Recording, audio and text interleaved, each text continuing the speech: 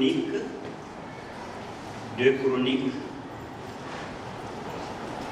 le chapitre 20, versets 17 à 22. 2 Chroniques,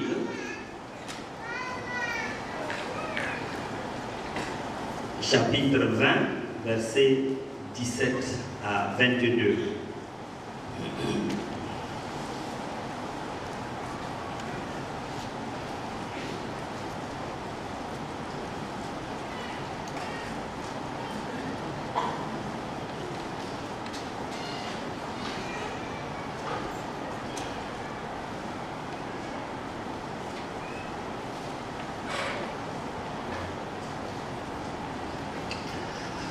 Nous lisons, vous n'aurez point à combattre en cette affaire.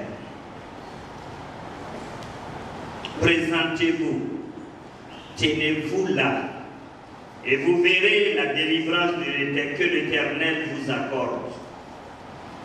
Juda et Jérusalem, ne craignez point, ne vous effrayez point. Demain, sortez à leur rencontre, et l'Éternel sera avec vous. Verset 18. Josaphat s'inclina la face contre terre, et tout Juda et les habitants de Jérusalem tombèrent devant l'Éternel pour se prosterner en sa présence. Verset 19. Les Lévites d'entre les fils de Kéhatites et d'entre les fils de Koréites se levèrent pour célébrer d'une voix forte et haute l'Éternel, le Dieu d'Israël. Verset 20. Le lendemain, ils se mirent en marche du grand matin pour le désert de Tekoa. À leur départ, Josaphat se présenta et dit, « Écoutez-moi, Juda et habitants de Jérusalem, confiez-vous en l'Éternel, votre Dieu, et vous serez affermis. Confiez-vous en ses prophètes et vous réussirez. » Verset 21. Puis, d'accord avec le peuple, il nomma des chantres qui, revêtus d'ornements sacrés et marchant devant l'Éternel, célébraient l'Éternel et disaient, « Louez l'Éternel, car sa miséricorde durera toujours. » Verset 22. Au moment où l'on commençait les chantres et on commençait les chants et les louanges, l'Éternel plaça une embuscade contre les fils d'Ammon et de Moab et ceux de la montagne de Séir qui étaient venus contre Juda, et ils furent battus. Gloire à Dieu. Et ils furent battus. Demain, sortez à leur rencontre, et l'Éternel sera avec vous. La vie chrétienne est un combat. Le titre que je donne à notre entretien ce matin. La vie chrétienne est un combat, et nous, chrétiens, nous sommes des combattants. Nous sommes de ceux qui doivent se tenir prêts, préparés pour le combat qui est devant nous. Être chrétien, c'est aussi se préparer à faire face à l'adversité. Car l'ennemi ne sera jamais d'accord que tout se passe bien. Mais le passage que nous avons lu nous rassure d'une chose, c'est que notre Dieu est avec nous. Et notre Dieu nous accompagne. Notre Dieu veillera à ce que nous ayons la victoire. Nous avons plutôt une seule chose à faire, avoir une bonne relation avec Dieu. Nous avons seulement une seule chose à faire, être des chrétiens sur qui Dieu peut compter. Et alors, Dieu va combattre pour nous. Et alors, Dieu prendra tous les problèmes en charge. Dieu s'occupera. Ce que Dieu dit à Josaphat dans ce passage et qu'il nous rappelle aujourd'hui, le combat n'est pas le vôtre, c'est le mien.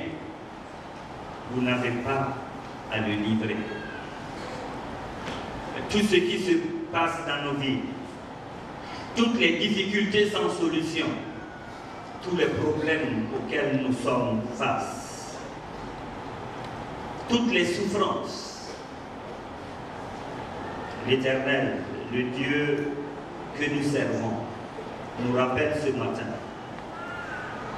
que ce n'est pas notre combat, c'est lui qui combattra pour nous.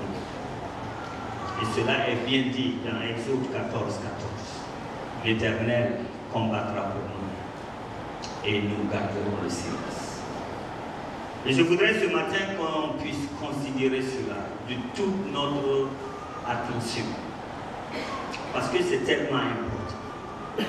Dieu veut combattre pour nous, mais Dieu nous demande seulement une chose, c'est que nous soyons des chrétiens fidèles, c'est que nous soyons des chrétiens sur qui il peut compter, c'est que nous soyons des chrétiens sur qui lui il peut compter.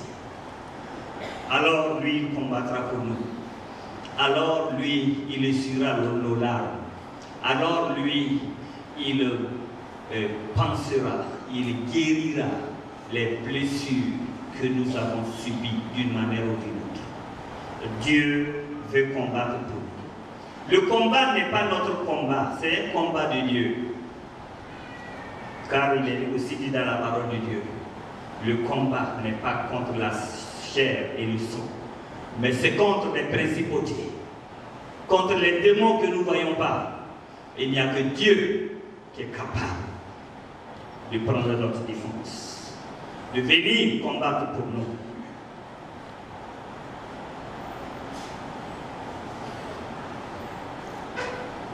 Ne craignez point.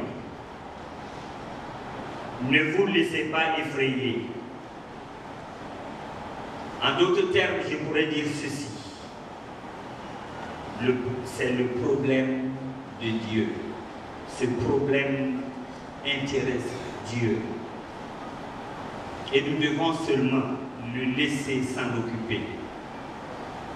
Le laisser s'en occuper voudrait dire nous devons seulement nous préparer, être des gens chez qui Dieu peut venir sans problème.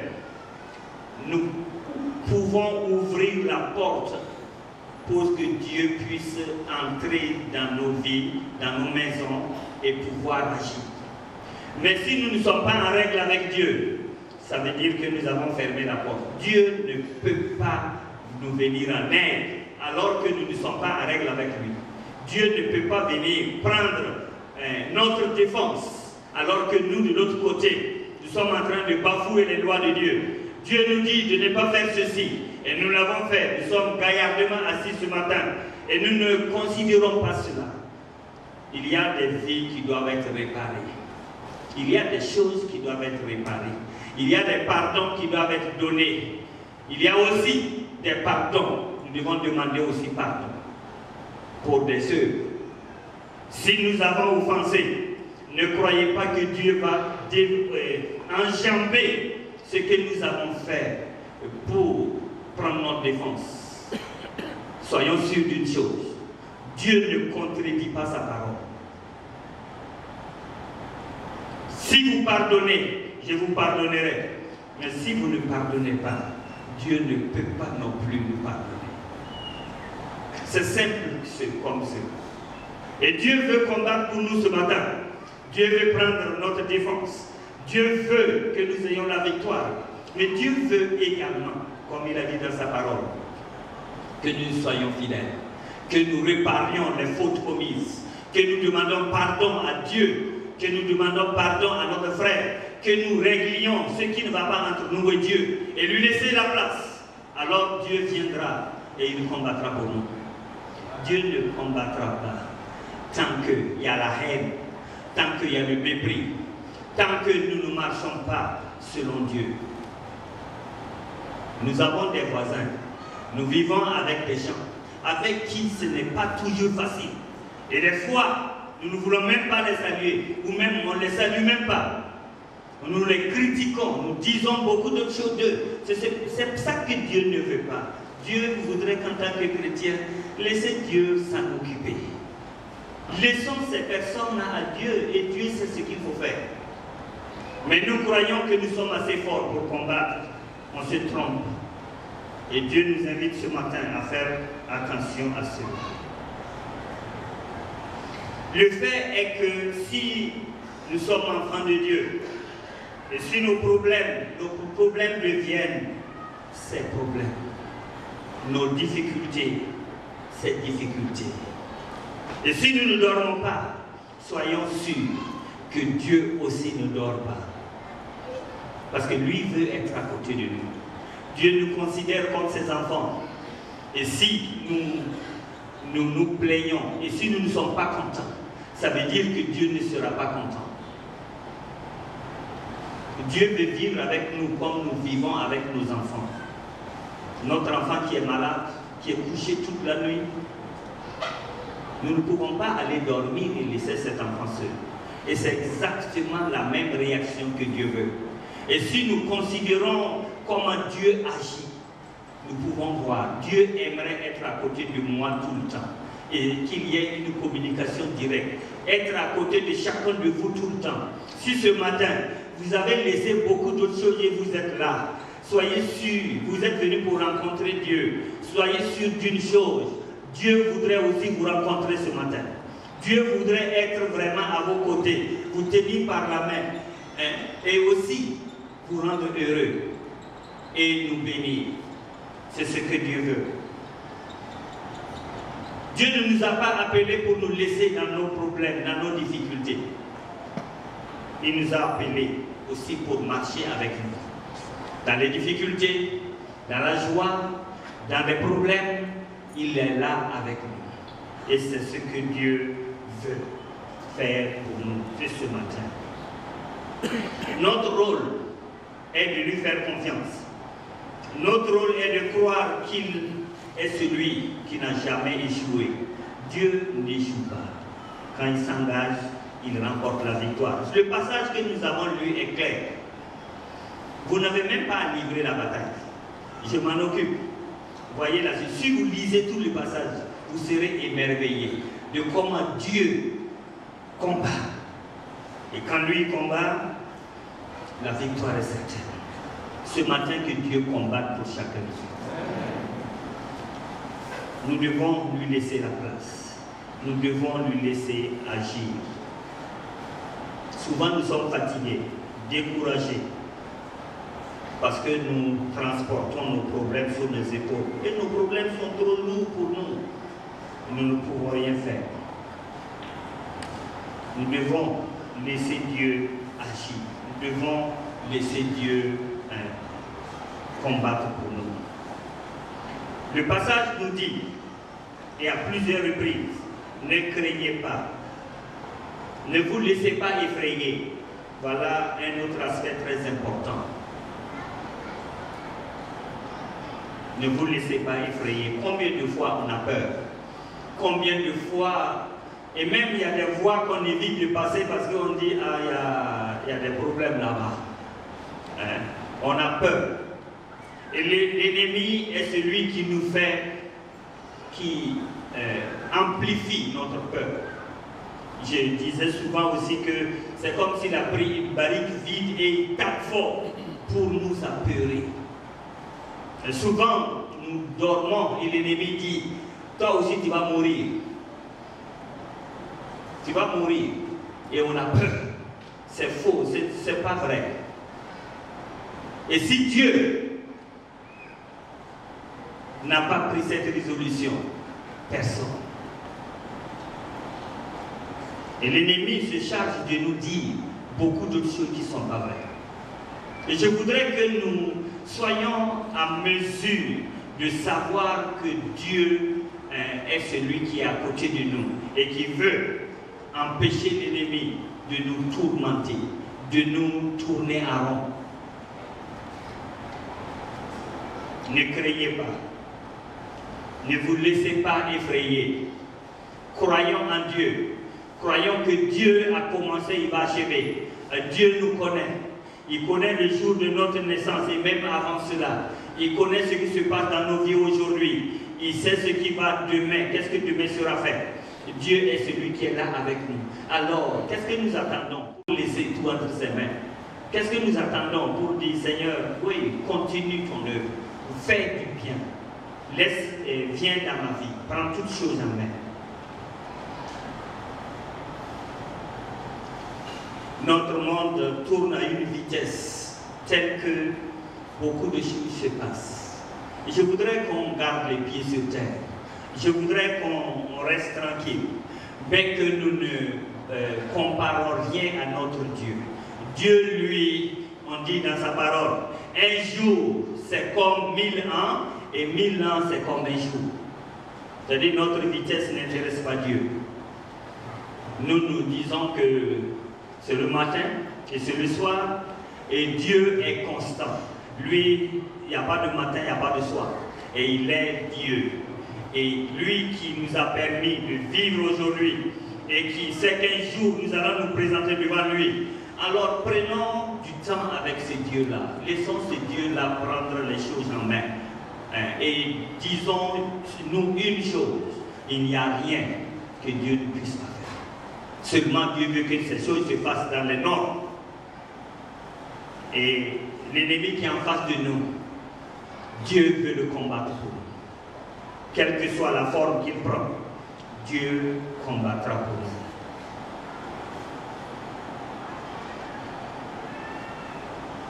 Le verset 21, nous pouvons lire ceci, et 22. Puis, d'accord avec le peuple, il nomma des chantres qui, revêtus d'ornements sacrés et marchant devant l'Éternel, célébraient l'Éternel et disaient, louez l'Éternel, car sa miséricorde durera toujours.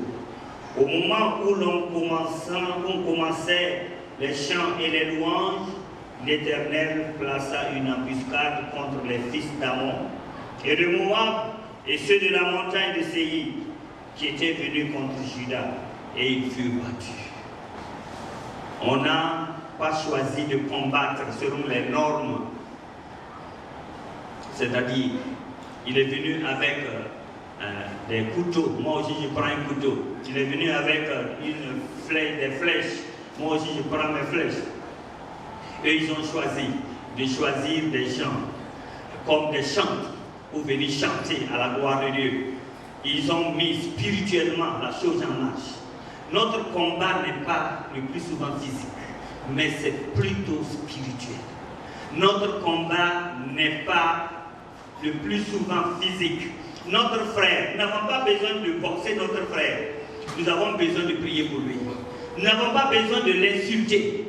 Nous avons besoin simplement de prier pour lui. Nous n'avons pas besoin de prendre notre revanche contre quelqu'un. Nous avons besoin de prier pour ce frère ou cette soeur. Nous n'avons pas besoin de critiquer quelqu'un.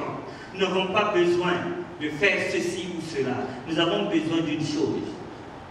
Spirituellement, demander à Dieu de venir au secours de ce frère et de cette soeur. C'est un combat. Et nous devons ne même pas faire attention à ce qui se passe. Nous devons laisser tomber et croire à ce que la Bible a dit. Laissons tomber. Quelqu'un, par mégarde ou même volontairement, nous a commis, nous a fait quelque chose.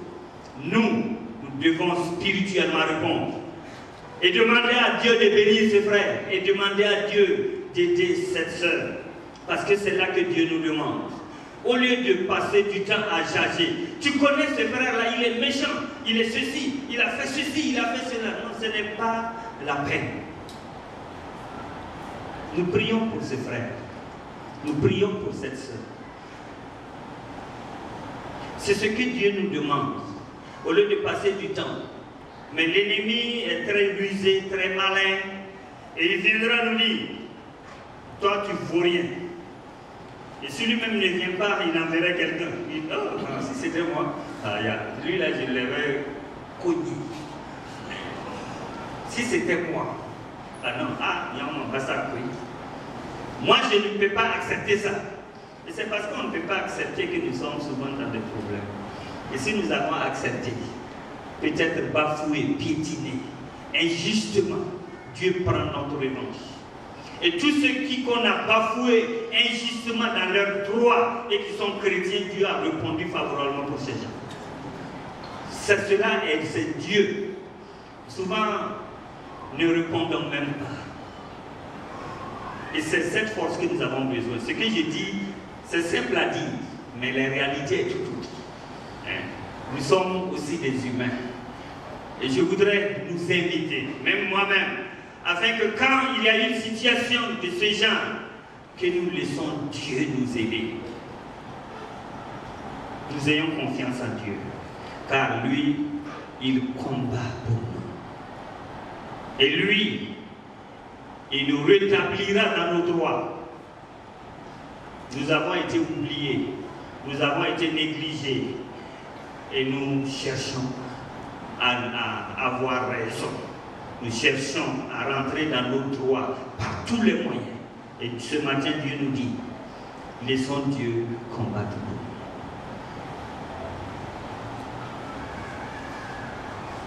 Dieu dit à Josaphat, prenez position et tenez-vous là. Ou, cela aussi veut dire, tenez ferme. Nous devons tenir ferme. Nous devons marcher selon la voie de Dieu. Car Dieu est fidèle. Il nous conduit pas à pas. Il nous conduit jusqu'à bon port. Lui, il ne nous oubliera pas. Lui, il n'est pas celui qui nous abandonne en cours de chemin. Et malheureusement, souvent, on ne sent pas la présence de Dieu. On croit que Dieu n'est pas là. Il est là. Ce matin, croyons que Dieu est assis à côté de chacun de nous. Sa présence est là avec nous. Et lui, il ne nous oublie pas. Il nous connaît par notre nom. Il connaît nos difficultés. Il connaît nos problèmes. Il connaît ce que nous sommes en réalité. Même si personne ne vous connaît, Dieu vous connaît. Et lui, il a besoin de prendre en main tout ce qui vous préoccupe ce matin. Et lui, il voudrait que nous lui venions à lui et que nous nous réconcilions avec Dieu afin que lui puisse nous amener à bon port. Dieu voudrait que nous puissions être en communion avec lui. Au travers de sa parole, en prière, nous puissions compter sur les promesses de Dieu. Dieu, ce matin, nous interpelle. Dieu, ce matin, nous interpelle. Afin que nous laissions toutes ces gens de tes mains. J'ai une belle illustration. Quelqu'un a écrit un texte que j'ai beaucoup aimé, que j'ai lu ici il y a déjà quelques années. Je vais vous lire ce texte pour terminer ce matin. J'ai intitulé Pousse. Quand j'ai dit ça, beaucoup se rappellent de ce texte. Pousse. N'est-ce pas?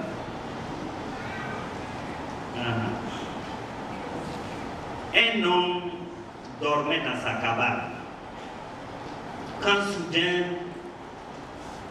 Dieu lui apparut et lui dit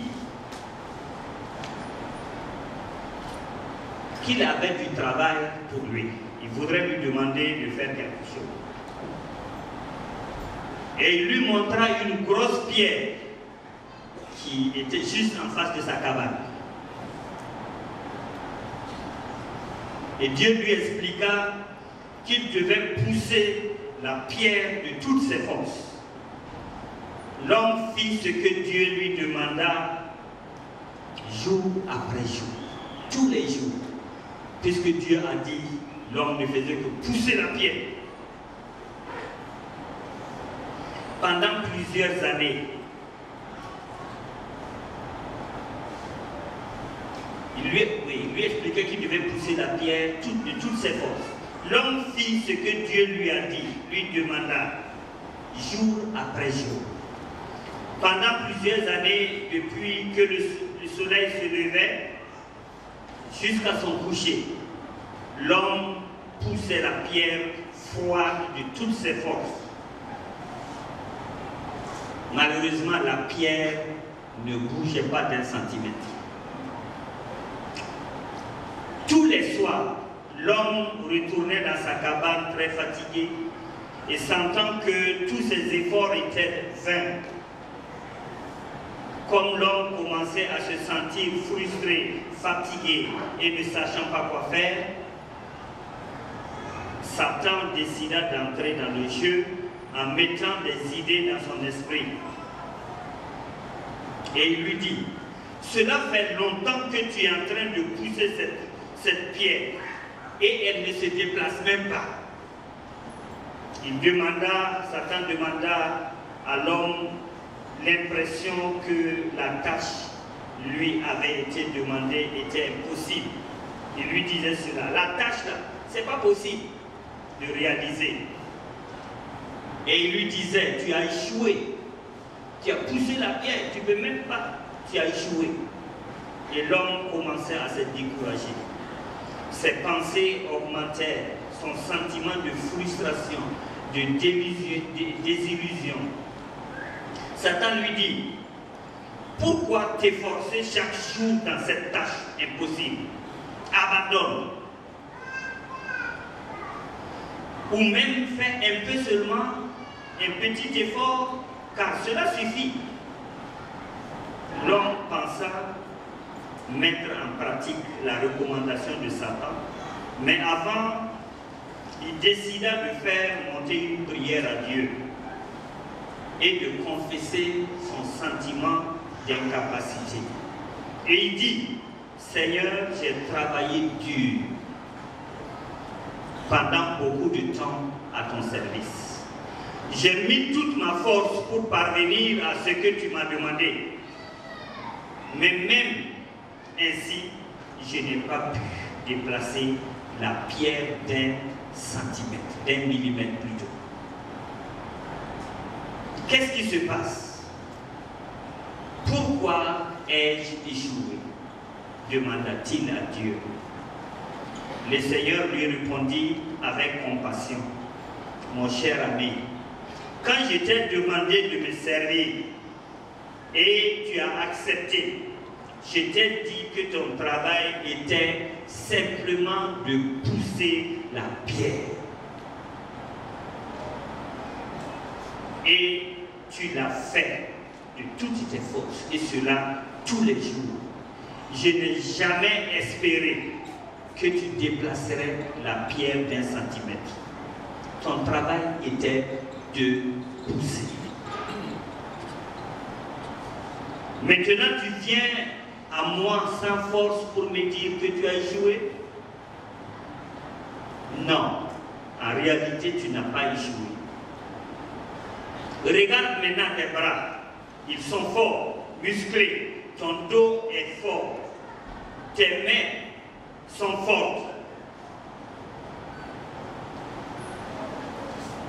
En dépit de l'adversité, tu as beaucoup grandi et tes habiletés sont maintenant plus grandes que celles que tu avais auparavant. C'est vrai, tu n'as pas déplacé la pierre, mais ta mission était d'être obéissant et poussé pour exercer ta foi en moi. Ceci, tu l'as réussi. Maintenant, cher ami, je déplacerai la pierre. Parfois, quand nous écoutons la parole du Seigneur, nous essayons d'utiliser notre intellect, notre intelligence pour déchiffrer la volonté de Dieu. Quant en réalité, Dieu nous demande seulement d'être obéissants et avoir la foi en lui. Satan a aidé ce monsieur à comprendre plus que ce que Dieu lui a demandé de faire. Est-ce que ce n'est pas le cas pour chacun de nous? Souvent, il nous instruit, il nous ouvre les yeux vers ce que Dieu ne nous a jamais demandé. Et on se préoccupe. Nous devons, pour que continuons, nous devons exercer notre foi qui déplace les montagnes, mais conscient que c'est Dieu qui, à la fin, les déplace. Quand tout semble mal, quand tout semble aller mal dans nos vies, qu'est-ce que nous devons faire? Nous devons continuer à pousser. Quand nous ne comprenons même pas pourquoi c'est comme ça, nous devons seulement pousser. Quand tu es épuisé par le travail, pousse. Quand à la maison, les enfants ne viennent plus à l'église, ça c'est moi qui ajoute, pousse.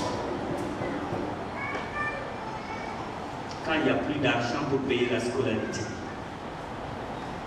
pousse. Quand la maladie est là et on ne sait même pas quoi faire, pousse. Quand les gens simplement ne te comprennent pas, pousse. Quand tu te sens épuisé et sans force,